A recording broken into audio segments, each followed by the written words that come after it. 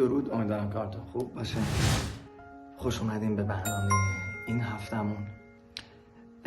این هفته میخوام در مورد شوک به زندگی صحبت بکنم و با یک سوال مبحث رو شروع میکنم. میدونین جالب ترین لحظه زندگی چیه؟ درست همون لحظه‌ایه که ما شوک میخوریم، همون ضربه‌ای که فکر میکنید داغونت میکنه ولی واقعا تازه شروعشه.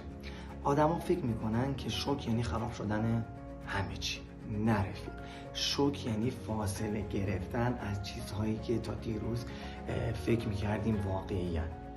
وقتی یک اتفاق غیر منتظره، مثل خیانت، شکست عشقی، مرگ یک شخص عزیز برامون و خیلی چیزای دیگه، غیر از دست دادن کارمون برامون اتفاق میفته، ذهنمون یک لحظه خاموش میشه.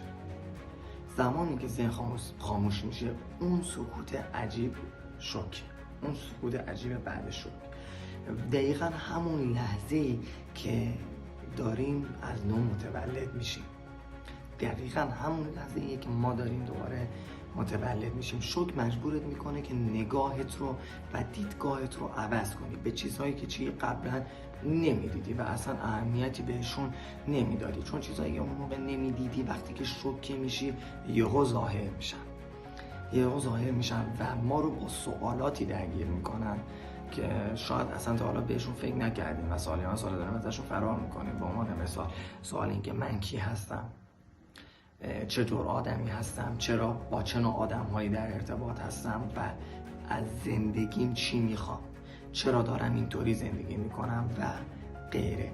اینجاست، دقیقاً همین نقطه است که مرحله خودشناسی شروع میشه.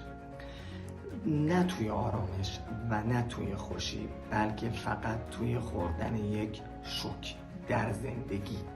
آدمی که توی خوشی تصمیم میگیره 99% مواقع همون آدم قبل، ولی آدمی که از شوک بیرون اومده و میخواد تصمیم گیری بکنه و به موضوع و مسائل اطرافش میخواد بپردازه، یک نسخه جدیدی از خودشه.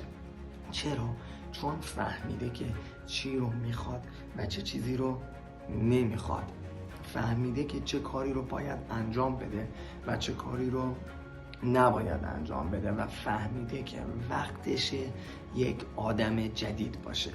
اگر الان شوک خوردیم و توی شوکین، ازش فرار نکنیم. برای نابود کردن نیست این شوک، بلکه برای ساختنته. گاهی اوقات باید خود گذشتمون رو دفن کنیم و خاک بریزیم روش تا اون آدم جدیدی که سالیان سال منتظرش بودیم رشد کنه و شکل بگیره و به وجود بیاد. پس شوک چیزی نیست که بخواد ما رو نابود کنه، بلکه دقیقاً همون لحظه‌ایه که ما برای رشد کردن خودمون، رشد دادن خودمون میتونیم ازش استفاده کنیم. و به اصطلاحی میخوام بهتون بگم که انسان تا زمانی که صعود نکنه صعود نمیکنه. امیدوارم که مبحث مورد استفاده از اون قرار گرفته باشه. تا هفته دیگر.